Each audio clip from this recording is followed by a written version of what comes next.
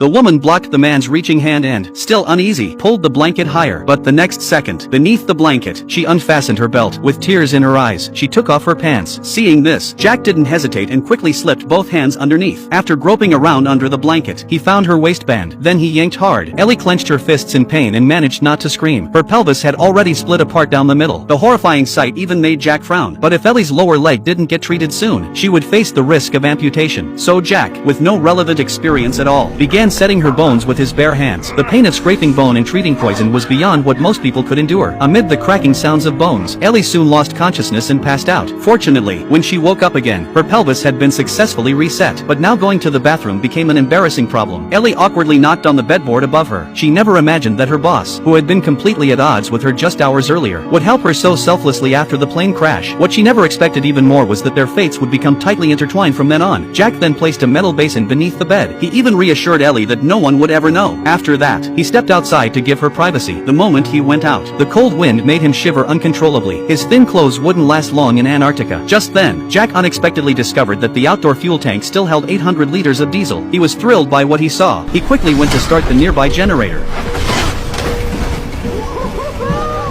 At the same time, the lights inside suddenly came on. The electric heater also began to work. Ellie never imagined that this man she once thought was good for nothing except being rich would surprise her again. And the good news kept coming. They found many cans of food in the cabin. These cans had been left behind by a research team. Looking at them, Ellie made a bold guess that the research station might be only 20 kilometers away. As a physicist, based on her previous field experience, she quickly analyzed their location. But she only knew the distance, not the direction. Finding a research station in the vast Antarctic was like looking for a needle in the ocean. Jack said, "How will you know if you don't try? It's just 4 directions," and decided to go look. But they only had 800 liters of diesel. Even if they used electricity just 8 hours a day, it would barely last 75 days. Jack excitedly declared they would find it within 75 days, even if he died trying. So he packed his gear and set off. He decided to try his luck to the north first. The first few searches went fairly smoothly. He encountered plenty of wild animals along the way. Jack treated it like a sightseeing trip and even took photos. But while he was using the bathroom, an avalanche began. Before he could even finish wiping, a 100-meter-high glacier came crashing straight at him. Luckily, Jack hid under a rock and narrowly escaped. After he returned and bragged about it, Ellie concluded that the north was also ocean. Glaciers only appear over the sea, combined with the west, where the plane had crashed, also being ocean. Only the east and south remained, but they had been living on canned food these days. Jack was trekking long distances every day and couldn't keep up nutritionally. He decided to improve their meals.